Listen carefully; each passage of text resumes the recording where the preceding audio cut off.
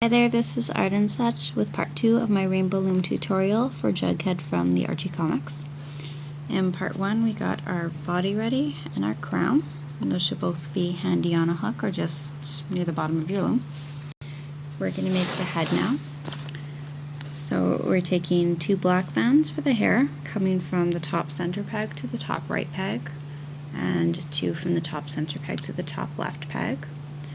We'll come down the center with 4 sets of double skin tone bands, and down either side with 2 sets of double black, 1 set of skin tone.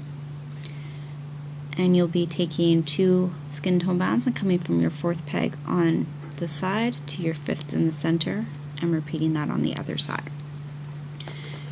We're going to do doubled over cap bands for the face, again to make it slender. So take a skin tone band, bring it onto itself.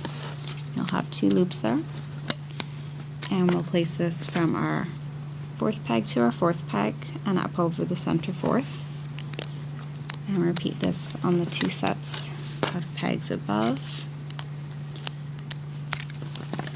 These are to keep the face nice and tight and hold everything together.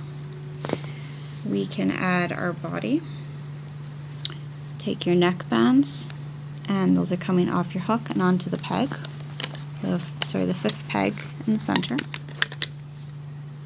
I just have it turned to the side now so it's a little out of the way.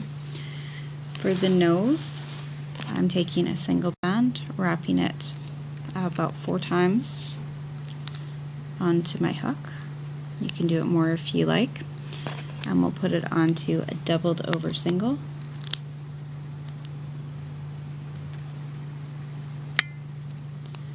Put the other end back and put it onto another doubled over single. You can decide how long you'd like it to be. Each one of these we add makes it a little longer. And we'll place this onto just a single skin tone band and stretch this from our 3rd peg to our 3rd peg in the center.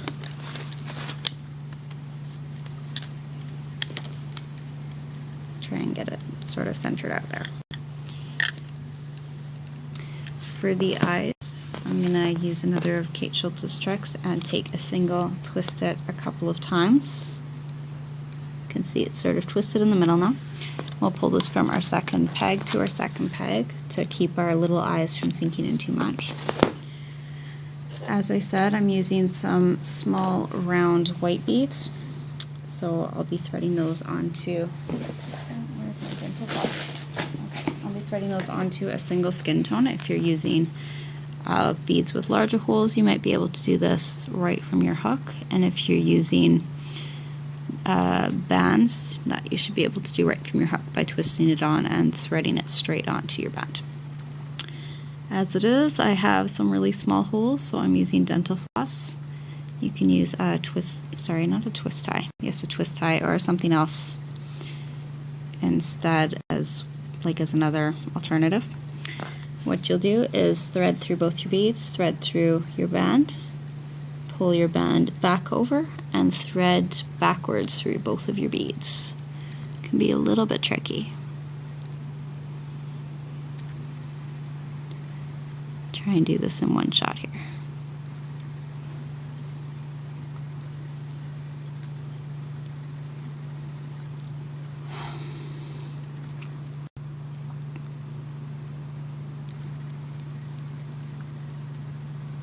If the ends of your dental floss get a little ragged and hard to work with, you can always trim them down a little too. I think that might be what's starting to happen to mine, is it's getting a little rough for multiple uses. But there we have our beads on the band. We can stretch this from our 2nd peg to our 2nd peg over the stretched out band we put. We'll separate the eyes a little. Get our hook in between and pull one of those bands up and over. And there we go. Okay, we need a crown, and then we can start to loop. I will give you one more idea you can work with if you like. First though, crown, we have 4 bands on our hook. We'll put 2 on the top center peg and 2 on the top left peg. and you want your front to face front, otherwise it's kind of up to you which way it goes.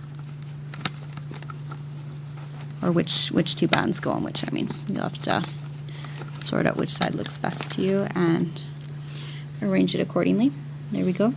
Now here's one suggestion I was toying around with.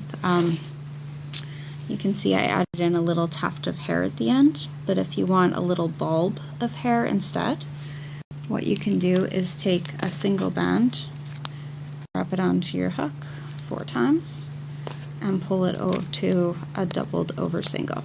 If you want it to be a little looser, you can put it onto 2 bands instead of a doubled over one. And if you want it to be longer, you can put it onto another setup, like another doubled over single. So that's what you can do if you want a little bulb of hair coming out.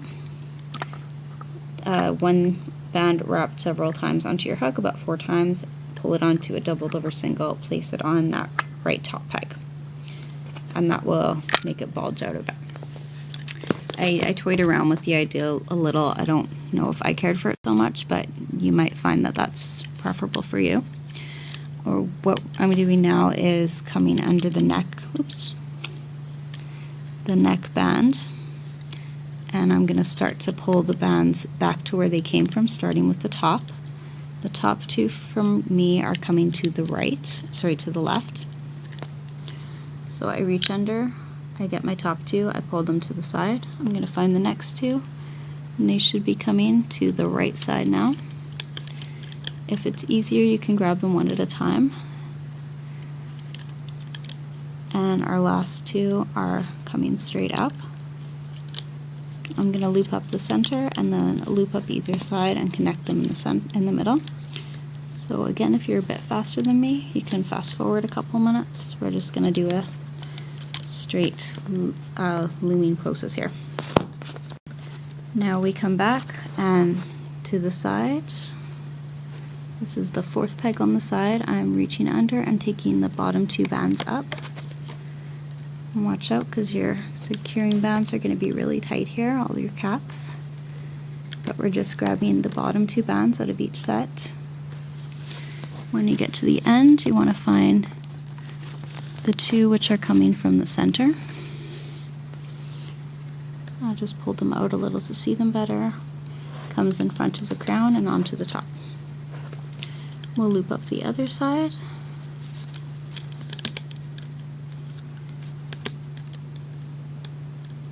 We're almost done. We just have a couple of finishing touches to get to.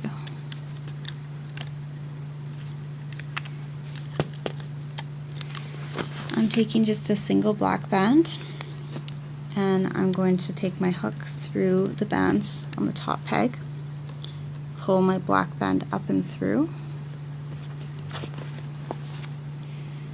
and I'm going to create a slip knot by pulling the bottom one over the top one. We can take it off the loom. Again, loosen it up a little bit. Some pieces will be kind of tight. We don't want to stretch out our bands too much or break anything after all this effort. Alright, some of my bands are a little stretched out as it is. Well, give them a little tug at the back and see what we can do to straighten it. I'm gonna tuck in my securing band. Just slide it through some bands in the back and put it on a C-clip.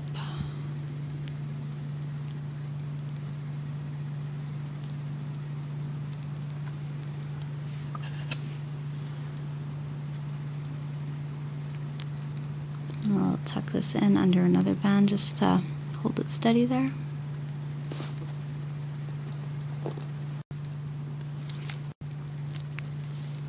Okay.